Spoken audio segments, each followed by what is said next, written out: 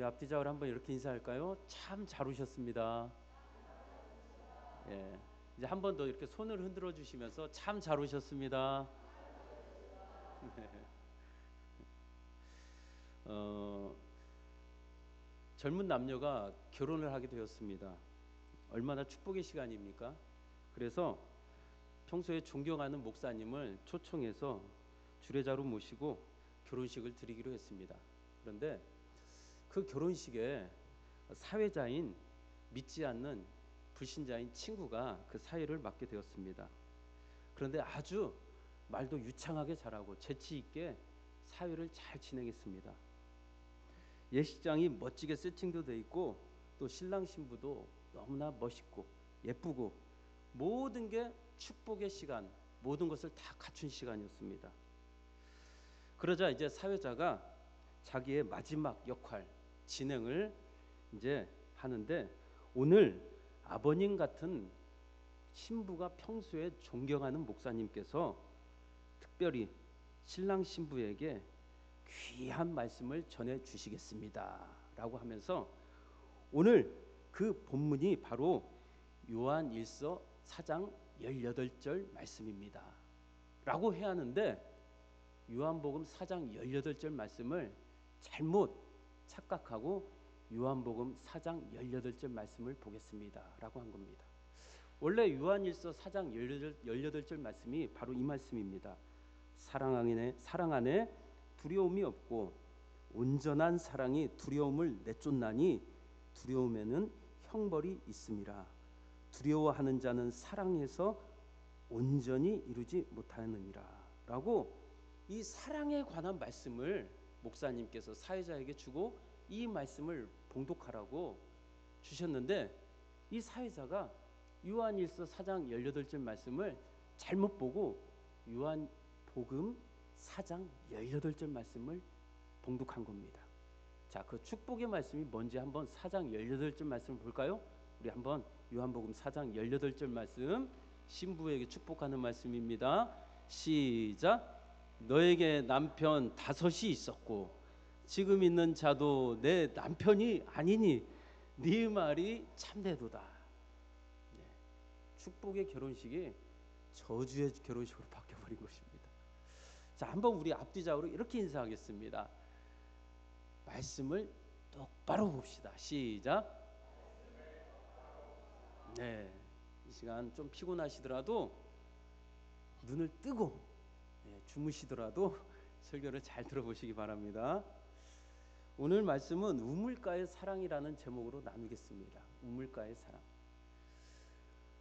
우리나라 역사나 또 세계사를 보고 또 성경의 역사를 보더라도 이 우물가는 참 남녀가 만나는 귀한 사랑의 미팅의 현장으로 소개가 됩니다. 성경에서도 보면 이삭이 리브가를 만날 때 그것이 어디였습니까? 바로 우물가였습니다. 그리고 야곱이 자기 아내 라헬을 만날 때도 어디에서 만났죠? 우물가에서 만났습니다. 그리고 모세가, 그 위대한 이스라엘의 모세가 자기 아내 십보라를 만날 때도 어디에서 만났죠? 우물에서 만났습니다. 성경은 구약에서는 뭔가 남녀의 그 귀한 만남의 장소가 바로 우물가로 소개가 됩니다. 그런데 제가 다시 한번 말씀드리지만 구약은 장차 성취될, 이루어질 모든 것을 예고하고 있는 예고편입니다. 이 구약의 모든 말씀이 다 앞으로 일어날 일을 그렇게 암시하고 있습니다. 그런데 오늘 신약에 보니까 진짜 남자가 여자에게 찾아옵니다. 이 구약에서 계속 남자와 여자가 정말 그 진한 사랑을, 그리고 그 축복의 결혼을 할 것이다 라고 그 우물가의 만남을 예고하면서 그게 신약의 성취가 될 것이다 라고 예고를 했는데, 진짜 오늘 요한복음 4장에서 가장 천하게 여기는, 그 시대에 개, 돼지, 짐승 취급을 받는 여자에게 최고의 남자가 찾아옵니다. 누구시죠? 예수님이십니다. 그런데 그 여자의 과거가 너무나도 화려합니다. 심지어는 신분이 사마리아 여자입니다. 사마리아, 수가성에 있는 수가라는 동네에 사마리아 피가 흐르는 여자입니다. 제가 간단히 설명드리면 사마리아 사람들은 요즘 우리말로 말하면 친일 세력입니다. 친일 세력, 일제 앞잡이, 그리고 일제 하나가 되어 손을 잡고 핍박했던 그런 개돼지 짐승 취급을 하는 우리나라 정서로 보면 그렇게 무시하는 사람입니다. 사마리아 사람들은 역사적으로 원래는 이스라엘 사람들입니다.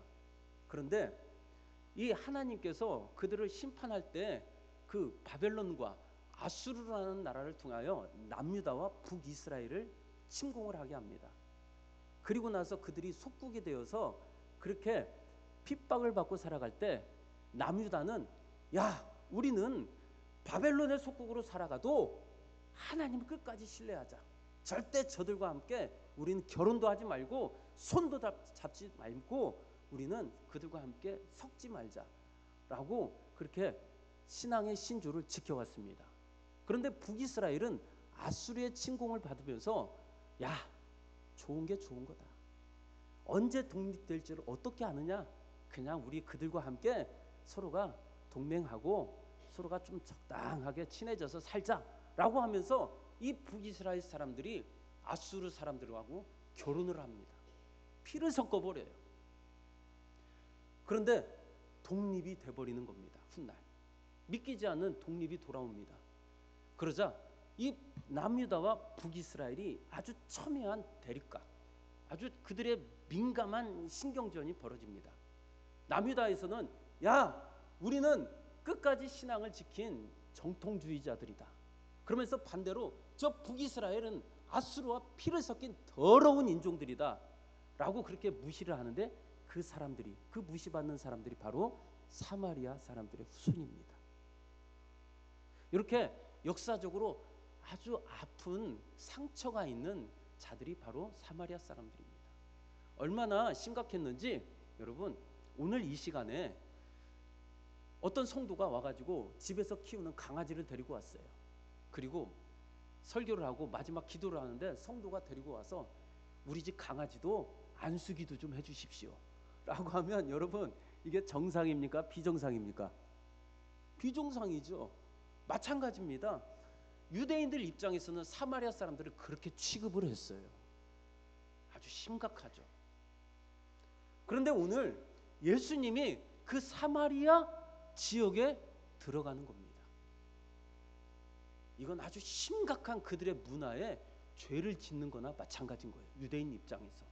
자, 오늘 한번 그러한 관점으로 이 사마리아 땅에서, 그리고 이 수가성 우물에서 이 여인과 만나는 그 예수님의 의도와 그 안에 담겨진 그 여인에게 베풀어진 은혜가 무엇인지 한번 우리가 그 예수님의 사랑을 깊이 알아가는 시간이 되길 주님의 이름으로 축복합니다.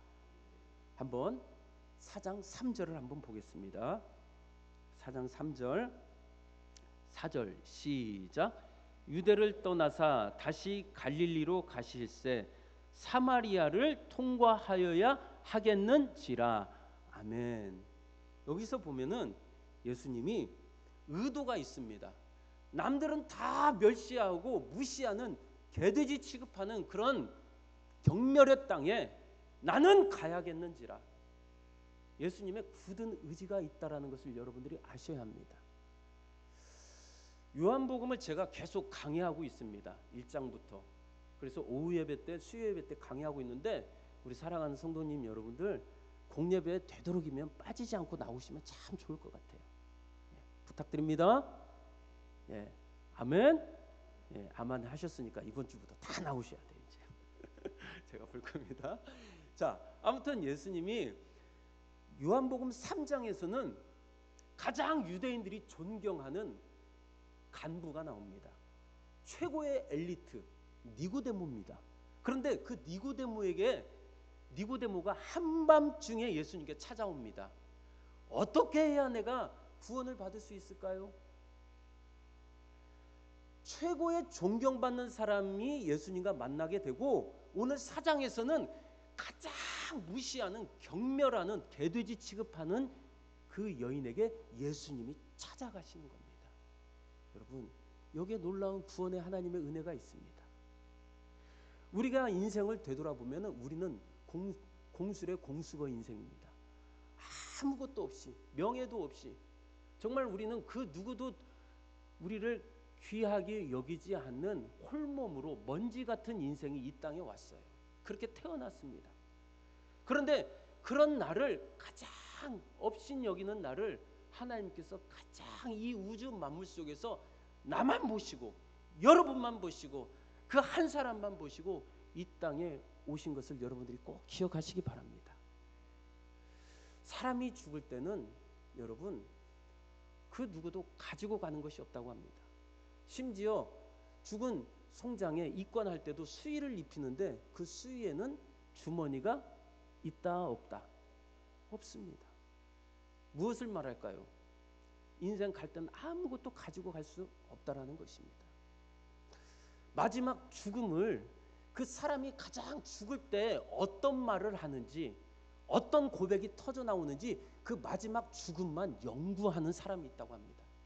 그 사람의 책을 보니까 그 사람은 이번에 세월호 참사, 그리고 대구 지하철 화재 사건, 그리고 삼풍백화점 붕괴 사건, 그리고 심지어 미국의 9.11 테러로 인하여 그 쌍둥이 빌딩이 무너지게 되는 그런 대량으로 죽게 되는 그런 화재 현장, 그런 참사 현장에서 그 마지막 사람들이 죽을 때 공통적으로 어떤 말을 많이 하는가라고 그 데이터를 연구한 책이 있습니다. 그런데 그 사람들이 하나같이 죽을 때 가장 이구동성으로 고백하는 말이 뭔지 아십니까? 엄마, 아빠 사랑해. 남편은 아내에게 여보 사랑해. 아내는 남편에게 여보 사랑해. 가장 그들이 마지막 죽을 때 그 짧은 시간에 그들의 안에 있던 터져 나오는 말이 한마디가 거의 다 사랑해 라고 했답니다. 어디 거기 지금 이불 농장 그 3단에 가면은 내가 모아놓은 적금 통장이 있거든. 그거 빨리 찾아. 그거 꼭 찾아서 써야 돼. 라고 하는 게 아니라 그 절박한 위기의 상황, 죽어가는 상황에서 마지막 한마디가 다 거의 사랑했다라고 합니다. 저는 여기서 참 아픔이 있는 울림이 있었습니다. 우리 성도도 마지막 죽을 때 예수님 사랑합니다. 나의 신랑 되신 예수님 사랑합니다. 먼지 같은 나, 공수래 공수거, 이런 빈손으로 하다가 빈손으로 가는 나에게 하나님, 내가 마지막 고백은 다 같이 사랑합니다. 저는 여러분들이 이 마지막 고백이 여러분들의 삶의 끝에서 진심으로 예수님만 사랑합니다 라고 터져나오기 주님의 이름으로 축복합니다. 우리 한번 다 같이 가슴에 손을 대고 한번 고백할까요? 예수님 사랑합니다. 아멘. 네. 오늘 이렇게 아무것도 아닌 먼지 같은 여인에게 예수님이 찾아옵니다. 그런데 우연히 찾아온 게 아니라 내가 갈 것이다. 아니, 내가 그 여인만 보고 내가 사마리아 땅을 선택했다라는 것입니다. 그 땅을 선택한 게 아니라 그 여인만 보고 갔는데 그 땅이 경멸의 땅이라는 것이죠. 오늘 그 예수님이 그 여인에게 가서 이제 대화가 벌어집니다. 어떤 대화가 오갑니까? 그 여인의 부끄러운 민낯을 다 예수님께서 들춰냅니다. 자, 그 여인은 니고데모처럼, 니고데모는 그 뛰어난 엘리트는 사회적으로 존경받는 사람은 한밤중에 찾아왔어요. 아무도 볼 수 없도록 자신의 신분을 숨기고 남들로부터 눈에 띄지 않기 위하여 찾아갔는데, 오늘 사장에 나오는 가장 천하게 여기는 이 여인은 가장 밝은 대낮에 제6시입니다. 우리나라 시간으로 따지면은 정오 12시를 말합니다.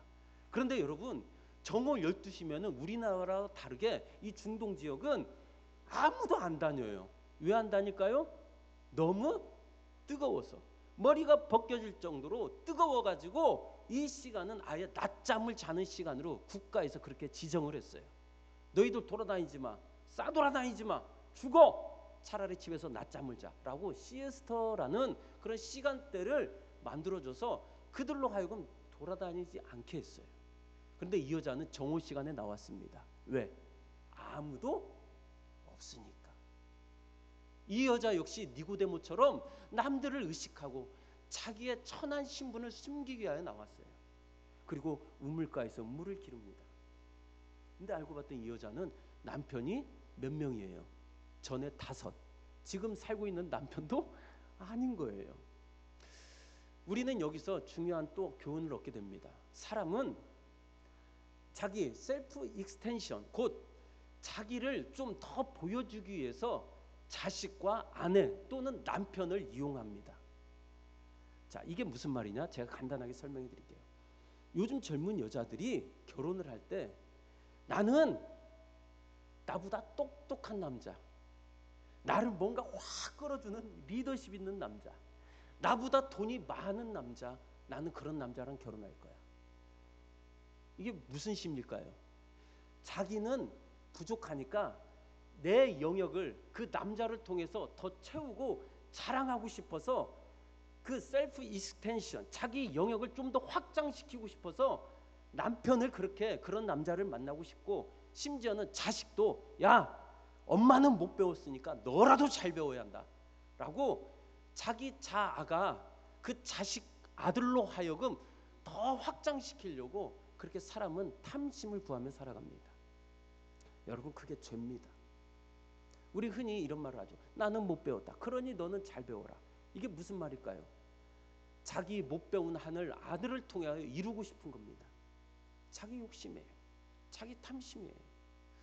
저도 사람인지라 또 아들을 셋을 둔 아버지다 보니까 한 번씩 가끔 그런 욕심이 있더라고요. 그럴 때마다 제 아내가 그럽니다. 그거 탐심이야. 왜 자기 욕심을 아들한테 심어주려고 해? 라고 한 번씩 제가 타박을 당합니다. 맞습니다. 오늘 이 사마리아 여인도 뭔가 계속 자기 확장 영역에 체험이 안 되고 뭔가 더 나의 모든 것을 보여주고 싶고 드러내고 싶고 사람들한테 인정받고 싶은 그 욕구의 수단이 바로 남자였던 것입니다. 반대로 남자도 마찬가지입니다. 남자는 돈 있고 능력 있으면은 나 이렇게 이쁜 여자랑 살고 있어 라고 예쁜 여자들을 결혼하려고 합니다. 제가 보면 목사님들은 가장 미인들하고만 사는 것 같아요. 여러분, 남자들은 그런 자기의 그 권력 욕과 그리고 그 성공의 그 보여주고 싶어서 그렇게 여자들을 액세서리식으로 그렇게 데리고 산답니다. 이게 미국에서는 그런데요. 그래서 미국에서는 그 성공한 사람들의 아내가 액세서리라고 합니다. 자기 성공의 액세서리. 이 여성도 자기 뭔가 채워지지 않으니까 남편을 바꾸고 5번이나 바꿨어요. 거기다가 지금 같이 살고 있는 남자도 예수님은 진짜 네 남편이 아니야. 너는 얼마든지 네 탐심을 위해서, 네 욕심을 위해서 또 저 남자를 버릴 수 있는 그런 너는 천박한 죄성이 있는 여자야 라고 그 여성의 가장 은밀한 죄를 갖다가 예수님께서 들춰내버립니다. 여러분, 우리는 신앙생활을 한다라는 것은 날마다 우리의 죄가 폭로당하는 시간입니다. 여러분, 누군가 설교자가 여러분들의 약점을 들춰내면 여러분 기분 안 좋으실 거라고 알아요. 그런데 설교자의 역할은 여러분들이 듣고 싶은 말을 전해주는 게 설교자가 아니라 우리들의 약점을 들춰내는 게 설교자의 본분입니다. 왜 그런지 아십니까? 바로 우리의 약점이 드러날수록, 우리의 치부가, 우리의 민낯이, 우리의 죄가 드러날수록 진짜 그런 우리를 사랑하신 하나님의 은혜를 알아가는 시작이 되기 때문입니다. 그래서 저나 또 이 앞에서 말씀하시는 담임 목사님의 설교를 통하여 여러분들의 죄가 고발당할지라도 그거에 대해서 너무나도 시험 들지 마십시오. 왜냐하면 그렇게 우리는 죄를 알아갈수록 하나님의 깊은 은혜와 사랑을 알아가기 때문입니다. 말씀이 정당화될수록 우리는 더 죄인이 됩니다. 프란시스 쉐이퍼가 이런 말씀했습니다.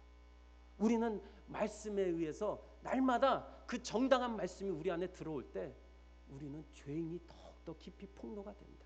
그러나 그런 죄인된 우리를 하나님은 사랑하신다고 기록되어 있다는 것을 믿으시기 바랍니다.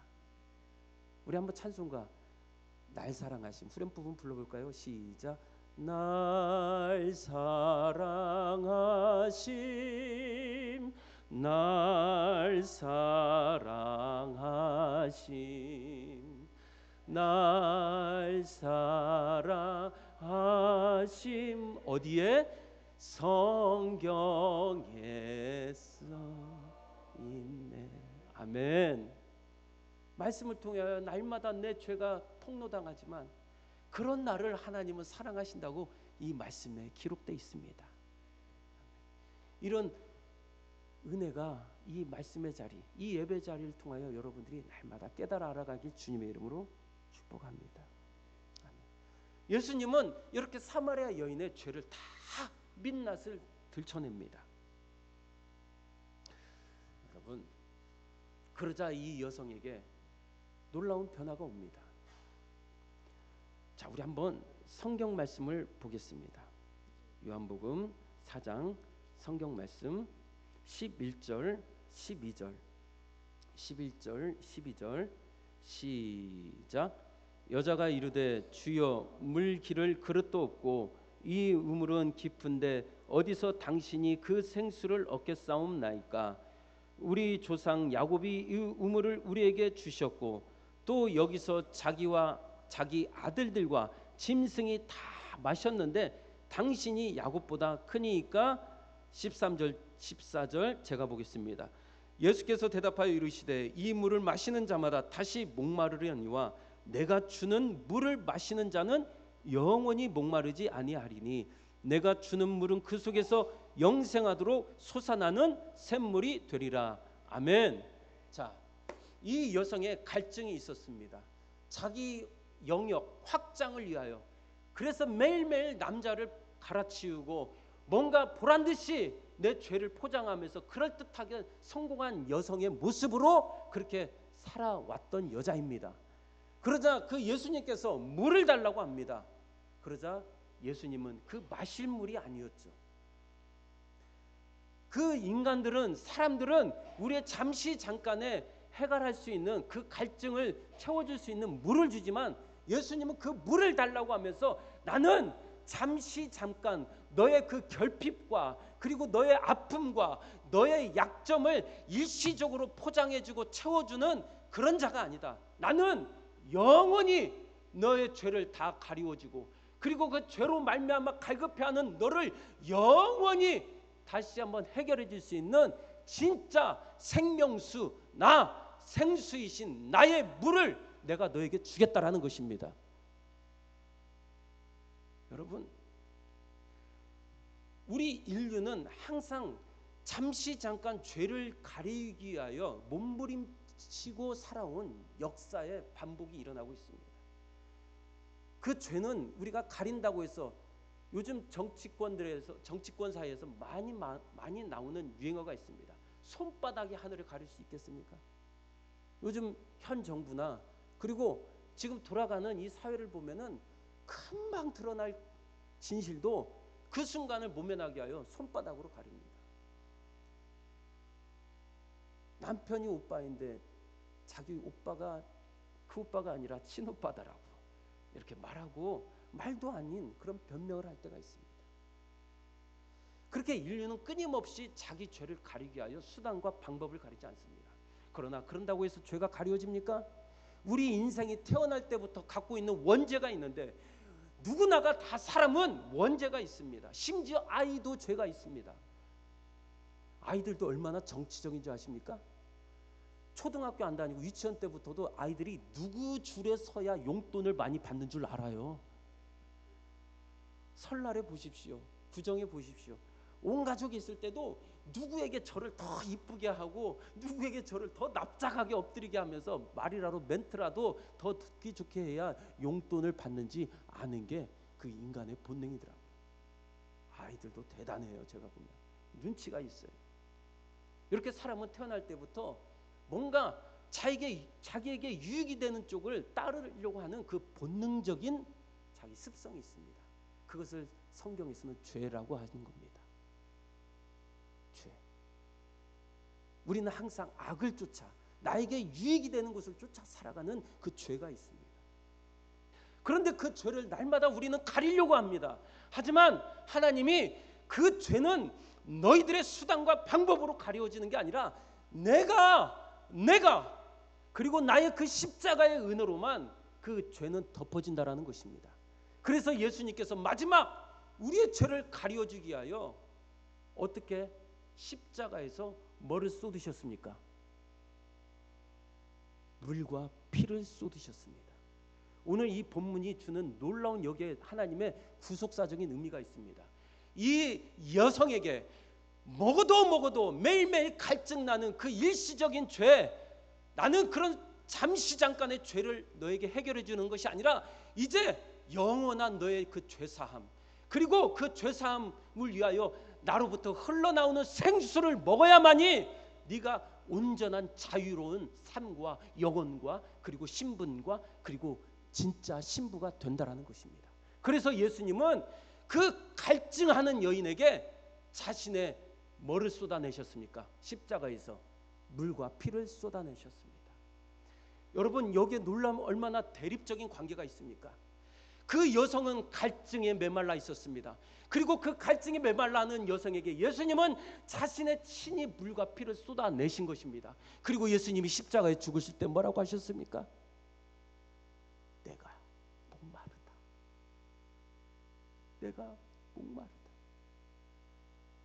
여러분, 얼마나 예수님 우리를 향한 자기는 갈증하면서 자기는 목마르면서 자기는 목이 바싹바싹 타고 혀가 메말라가는 그런 아픔 속에서 진짜 우리가 갈증나서 죽어야 하는데, 우리는 그런 죄로 말미암아 죽어야 하는데, 그런 우리를 자신의 물과 피를 쏟아내면서 우리의 영원한 갈증을 해결시켜 주시고, 그 예수님은 친히 자기가 목말라 돌아가셨습니다. 이것을 여러분, 우리는 한 단어로 뭐라고 하는지 아십니까? 대속이라고 합니다. 대속. 대신해서 그분이 나의 모든 죄를 담당하셨습니다. 그래서 여러분, 이 본문에 놀라운 장소의 배경이 있습니다. 이 사마리아 땅 지역이 이름이 뭐라고 했죠? 이 여자를 만난 동네가? 성경을 다시 한번 보겠습니다. 요한복음 4장 5절입니다. 요한복음 4장 5절 시작. 사마리아에 있는 수가라 하는 동네에 이르시니 야곱이 그 아들 요셉에게 준 땅이 가깝고, 이제 말씀을 거의 가름하도록 하겠습니다. 여러분, 제가 대속이라고 했죠? 대신 우리의 갈증하는 우리를 해결시켜 주시고 대신 본인은 목말라 돌아가셨습니다. 그걸 대속이라고 합니다. 그런데 이 대속이라는 단어 뜻이 놀랍게도 수가라는 동네의 뜻입니다. 놀랍죠? 오늘 이 본문에 예수님은 바로 그걸 우리에게 말씀하셨던 겁니다. 대속이 필요한 그러한 죽을 수밖에 없는 메말라 하는 그 영혼의 땅, 그리고 그 여인에게 찾아오셔서 내가 너를 위하여 대속하겠다. 진짜 이제 네가 채워도 채워지지 않는 그 가짜 남편이 아닌 진짜 내가 너의 참 신랑, 참 남편, 그리고 너에게 채워도 마셔도 해결되지 않는 그 갈증을 내가 단번에 내 물과 피를 쏟아서 너에게 해결해 주겠다 라는 은혜가 있는 바로 사건이 오늘 이 사마리아 여인과의 우물가의 만남입니다. 여러분, 인디안 마을이 있었습니다. 지금과 같이 기상 기술이, 관측 기술이 발달하지 않는 시대였습니다.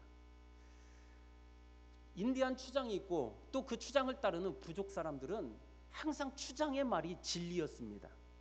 그래서 이제 지금과 같이 이제 김장철이 다가오고 한겨울이 다가올 쯤에 인디안 부족들이 추장에게 찾아갔습니다. 추장님, 추장님, 올겨울에는 얼마나 춥겠습니까? 라고 하자 추장이 잠깐만 기다려봐라. 내가 기상대에 가서 전화를 해서 한번 물어보겠다. 라고 추장이 텐트에 들어가서 전화를 했습니다. 기상대에 이렇게 물어봤습니다. 올겨울 얼마나 춥겠습니까? 라고 하니까 기상대에서 뭐 겨울이니 춥지 않겠습니까? 아직 잘 모르겠으니 그냥 일단 기다려 봅시다. 라고 기상대에서 그렇게 얘기 듣자 추장이 딱 나와서 자기 부족원들을 모아놓고 이렇게 말했습니다. 좀 추울 듯하니 겨울을 잘 준비하도록 하라. 라고 하니까 이 추장의 말에 절대적으로 순종을 해서 이 부족들이 열심히 밖으로 나가서 산으로 들러 나가서 땔감을 모았습니다. 계속 땔감을 모으다가 생각이 드는 게 아니 얼마나 추울지 알아야 우리도 땔감을 그 양에 맞게 준비하지 않을까? 그래서 다시 추장에게 찾아갔습니다. 올 겨울이 얼마나 춥겠는지 제발 얼마만큼의 땔감을 모아야 할지 좀 알려주십시오. 라고 하자 추장이 그래 다시 한번 내가 기상대에 전화를 해보겠다. 라고 또 텐트 안으로 들어갔습니다. 그런데 이번에 기상대의 답변이 달랐습니다. 얼마나 추울까요? 제발 우리 부족원들이 궁금해 미칠 지경입니다. 라고 하니까 기상대에서 올 겨울은 엄청 춥답니다. 그러자 추장이 아니 왜 갑자기 또 엄청 추워진다고 합니까? 라고 하니까 기상대에서 이렇게 말했답니다. 요즘 인근의 인디안 부족들이 땔감을 모으느라고 정신없이 산과 들로 돌아다닌 걸 보니 올겨울 엄청 추울 것 같습니다. 라고 했답니다. 여러분 참 재밌죠. 그런데 이게 참 우리 인생에 주는 교훈이기도 합니다. 사람들은 불안하면은 그 민심을 흔드는 게 뭐죠? 사람의 마음을 흔드는 게 민심입니다. 괜찮다가도 이상하게 남들이 사재기하면은 뭔가 아이고 불안하다. 뭔가 지금 식품값이 기름값이 아니 전쟁이 날려나 보다라고 하면서 민심에 따라 사람들은 반응하고 따라갈 때가 있더라 없더라 있더라라는 것입니다. 여러분 민심이 진리가 아닙니다. 오늘 이 부족원들은 보십시오. 추장 말에 그냥 추울 것 같으니까 나무를 마구 베어다가 들여놨습니다. 그런데 기상청은 또 그 모습을 보고 엄청 추울 것 같다고 하는 겁니다. 우리의 인생사는 아무도 모릅니다. 하나님만이 아십니다. 그 하나님만이 우리의 영원한 신랑이 되시고 영원한 나라로 우리를 인도하실 유일한 보호자가 되십니다. 여러분 하나님 믿으십니까? 진짜 그분이 우리의 영적인 갈급함과 그리고 우리의 죄를 대속해 주신 분이심을 믿습니까? 그러면 여러분 이제 마지막입니다. 행동에 변화가 있어야 한다는 겁니다. 믿기만 한다고 해서 내가 관념적으로만 생각으로만 열심히 신앙생활하고 믿습니다 아닙니다. 오늘 요한복음 4장 말씀이 그 사마리아 여인과의 말씀 부분의 결론이 뭘로 끝납니까? 예배로 끝납니다. 제가 아까도 말씀드렸지만 공예배에 꼭 나오셨으면 좋겠다라는 말씀이 꼭 예배를 그냥 의무적으로 나오라라는 말이 아닙니다. 그 은혜를 알면 우리가 예배의 자리로 나올 수밖에 없게 될 것입니다. 저는 여러분들에게 강요하지 않을 겁니다. 무조건 나오십시오. 막연하게 나오십시오라고 하는 게 아니라 여러분들이 먼저 은혜를 알길 바랍니다. 그 예수님의 사랑과 그 깊이와 넓이가 그 도량이 얼마나 우리를 향하여 이 먼지만 또 못한 이 수치만 있는 나를 그 덮어주신 하나님의 은혜가 여러분들이 먼저 배우시게 되고 경험하시게 되길 주님의 이름으로 축복합니다. 그래서 예배의 자리는 여러분들이 은혜로 말미암아 이 자리에 나올 수밖에 없게 되어야 합니다. 믿으신다고 했죠? 예수님을 믿으십니까? 여러분, 옛날에 조선시대에 줄타기에 명수가 있었다고 합니다. 그런데 이 사람이 얼마나 줄을 잘 타는지 심지어 강과 강 사이, 절벽과 절벽 사이를 갖다가 줄 하나 매달고 막대기를 들고 자기 몸을 균형을 잡으면서 그렇게 수백 미터를 줄을 타고 다녔던 사람이었다고 합니다. 사람들은 그 밑에서 와, 그 사람 정말 잘한다, 대단하다 라고 직접 봤습니다. 그러자 그 사람이 이제 진짜 내가 마지막 묘수를 보여주겠습니다 라고 하면서 누가 내 등에 업혀서 이 외줄타기 같이 나랑 건널 수 있겠습니까? 라고 하자 사람들이 믿는다고 하면서 한 명도 나올까요? 안 나올까요? 안 나오더래요. 이게 바로 우리의 신앙의 정도입니다. 우리도 하나님을 믿는다고 하면서 때로는 행동이 발현이 되지 않을 때가 있습니다. 그 외줄타기 그 사람이 아무도 안 나오자 절망하고 있을 때 번쩍 손을 한 사람이 들었답니다. 제가 당신 등에 업혀서 이 절벽과 절벽 사이에 외줄에 동참하겠습니다. 알고 봤더니 그 아들이 누구였는지 아십니까? 그 사람이 그 외줄타기 명수의 아들이었답니다. 자, 여러분, 바로 하나님도 우리에게 그런 관계를 요구하시는 겁니다. 말로만 믿는다고 하지 말고 진짜 네가 나를 아버지로서 경험되어지길 바라는 것입니다. 왜 아들을 업을 수 있었습니까? 아니, 아들이 왜 아버지 앞에 당당하게 나갈 수 있었습니까? 그 외줄타기 명수는 자기를 누구보다도 사랑하는 아버지요, 심지어는 그 아버지와 함께 나는 떨어져 죽어도 행복합니다 라는 절대적인 그 아버지와의 관계 형성 때문이었습니다. 여러분들도 이 예배 자리 정말 사마리아 여인처럼 은혜를 받았다면 그 예배 자리에 나올 때 그냥 명분과 어떤 의식과 책임감 때문에 나오는 것이 아니라 그분의 그 사랑에 너무나도 절대적으로 내가 반응하지 않고서는, 그리고 내가 죽기까지 저분을 따라가지 않고서는 견딜 수 없는 그 믿음의 관계와 사랑의 관계 때문에 자발적으로 이 자리에 동참하는 은혜가 있길 주님의 이름으로 축복합니다. 우리 한번 찬양할까요? 우물가의 연인 2절 3절 찬양하겠습니다.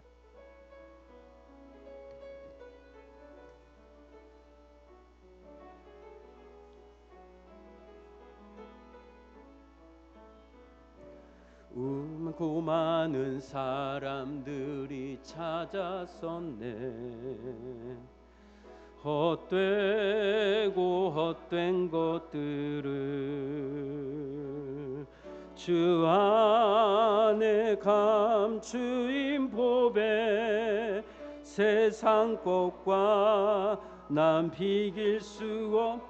오 주님 채우소서, 오 주님 채우소서. 나의 잔을 높이 듭니다. 하늘 양식 내게 채워주, 생수를 채워주소서. 영원히 가라지 않는 하나님의 생명의 생명수를 채워주소서. 내 친구여, 내 친구여, 거기서 돌아오.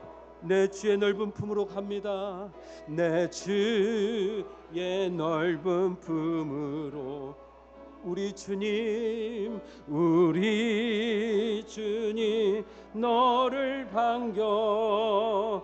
그 넓은 품, 우리 가슴에 손을 대고 간절히 사모하는 마음으로 한번 고백합니다. 오 주님, 오 채우소서. 나의 이 갈급한 심령에 하나님의 은혜로, 하나님의 영원한 생수로 채워주소서. 한 양식 내게 채워주소서. 넘치도록. 우리 다시 한번 오 주님 채우소서. 오 주님 채우소서. 나의 잔을 높이 듭니다. 하늘 양식 내게 채워주소서. 넘치도록 채워주소. 이 시간 우리 한번 말씀을 생각하면서 한번 합심하여 기도하겠습니다. 여러분, 진짜 우리가 채우려고 하는 것은 채워지지 않습니다. 일시적인 채움과 가림밖에 안 됩니다. 우리의 영원한 죄, 나의 그 본능의 죄, 내 안에 아직도 끊을 수 없는 그 죄, 그 죄를 예수님께서 다 대신 지시고 우리는 의롭다고 하셨습니다. 여러분, 진짜 우리가 마지막 죽을 때, 하나님 나라 갈 때 예수님 사랑합니다. 예수님만이 나의 신랑이 되시고 영원한 보호자가 되십니다 라고 고백하는 여러분들이 되길 주님의 이름으로 축복합니다. 다시 한번 우리의 삶 가운데 진리가 무엇인지, 진짜 영원한 나의 채움과 그 영원한 것이 무엇인지를 알고 하나님 영원한 그 갈증이 메말라 하는 나를 위하여 대신 메말라 하시고 죽임당하신 그 십자가의 대속의 은혜를 기억하면서 오늘 이 예배의 자리에 우리의 자발적인 순종과 참여가 일어나게 하여 주시옵소서. 우리 다 같이 한번 말씀을 생각하면서 그러한 예배와 그러한 대속의 은혜를 알고 살아가는 우리 귀한 성도들 되게 해달라고 주님 한번 부르고 기도하겠습니다. 주여, 아버지 하나님의 은혜와 사랑을 감사합니다. 주님, 나는 태어날 때부터 연약한 자입니다. 나는 태어날 때부터 하나님 끊을 수 없는 죄성이 내 안에 있습니다. 나의 유익을 위하여, 나의 만족을 위하여, 나의 탐심을 위하여 항상 하나님 정치적인 입장을 가지고 살아가는 나를, 그러한 죽을 수밖에 없는 나를 우리 예수님께서 찾아오셔서, 의도적으로 찾아오셔서 나를 만나주시고 그 구원에 메말라 하는 나에게 영원한 갈증을 해결시켜 주심을 감사합니다. 이 대속의 은혜를 알고 하나님이여 이제는 하나님의 자녀들답게 예배의 삶을 살아내게 하여 주시옵소서. 하나님 감사합니다. 사람들이 옳다고 해서, 민심이 그렇다고 해서 따라가는 자들 되지 않게 하여 주시고 항상 예수 그리스도를 쫓아 살아가는 믿음의 사람들이 되게 하여 주시옵소서.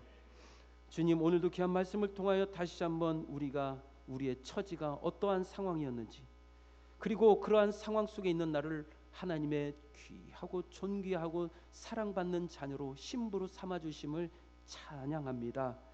다시 한번 이 대속의 은혜를 우리 가슴 깊이 새기면서 이 예배의 자리와 그리고 예배의 삶을 살아내는 아름다운 성도들 되게 하여 주시옵소서. 마지막 날 눈 감을 때 주님 앞에 서는 순간에 예수님 사랑합니다 라고 예수님만 끝까지 붙들고 살아가는 아름다운 복된 성도들 되게 하여 주옵소서. 예수님의 이름으로 기도하옵나이다. 아멘. 찬송가 370장입니다.